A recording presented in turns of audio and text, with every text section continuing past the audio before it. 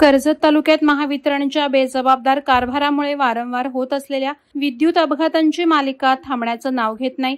नुकत्याच घडलेल्या एका दुर्दैवी घटनेत अंजप गावातील 38 वर्षीय अर्जुन मोरेश्वर मिणमिणे यांचा विजेच्या धक्क्यानं जागीच मृत्यू झाला। ही घटना सोमवार दिनांक 13 ऑक्टोबर 2025 रोजी दुपारी 4 वाजण्याच्या सुमारास घडली।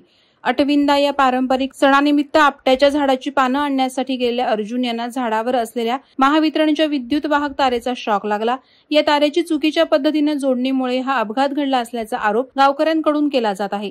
मिळालेल्या माहितीनुसार अर्जुन मिणमिणे हे गावाबाहेर पेज नदीकडे झाडाची पानं काढण्यासाठी गेले होते। झाडावर चढून पाने तोडत असताना झाडीमधून गेलेल्या उच्च दाबाच्या विद्युत वाहिनीचा धक्का त्यांना बसला। ही वाहिनी झाडाच्या आतून काही फूट अंतरावर गेली असल्याने त्यांना याची कोणतीही पूर्वकल्पना नव्हती। धक्का बसताच ते खाली पडले आणि जागीच मृत्यू झाला। या घटनेची माहिती गावकऱ्यांना समजताच मोठ्या प्रमाणात लोक जमा झाले। घटनेला 4-5 तास उलटूनही महावितरणचा एकही अधिकारी घटनास्थळी पोहोचला नसल्याने गावकऱ्यांचा रोष अधिक वाढला। परिणामी कशाळे येथील महावितरणच्या कळंबवली फीडर सेक्शन कार्यालयाला घेराव घालण्यात आला। मृत अर्जुन यांच्यावर आई वडील, पत्नी आणि 2 मुलांची जबाबदारी होती।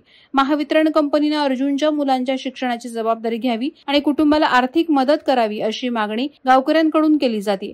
मागील 4 महिन्यात महावितरणच्या भोंगळ कारभारामुळे 4 जणांचे बळी गेले आहेत। कळंबवली उपकेंद्राजवळील सालवड गावात शनिवार दिनांक 23 ऑगस्ट 2025 रोजी महावितरणाची मुख्य विद्युत लाईन एका शाळेतील लहान मुलाच्या अंगावर पडून त्याचा मृत्यू झाला। तसंच 8 वर्षीय बालक शिव हा रस्त्याच्या बाजूला खेळत असताना अर्धवट सोडलेल्या विद्युत वाहिनीच्या संपर्कात येऊन मृत्यू पडला।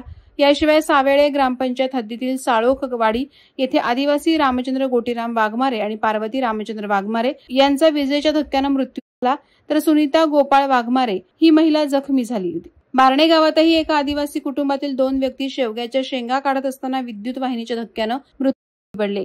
महावितरणच्या वारंवार होत असलेल्या अपघातांमुळे स्थानिक जनतेचा रोष उफाळून आलाय। महावितरण कंपनीच्या चुकीच्या धोरणांमुळे आणि देखभालीच्या अभावामुळे हे अपघात होत असल्याचा आरोप आहे। मात्र अद्याप महावितरणकडून कोणतीही सुधारणा दिसून येत नसल्याने जनतेचा असंतोष वाढत चाललाय। पोलिसांकडून या प्रकरणाची चौकशी सुरू असून महावितरणला जबाबदार धरण्याची मागणी होत आहे।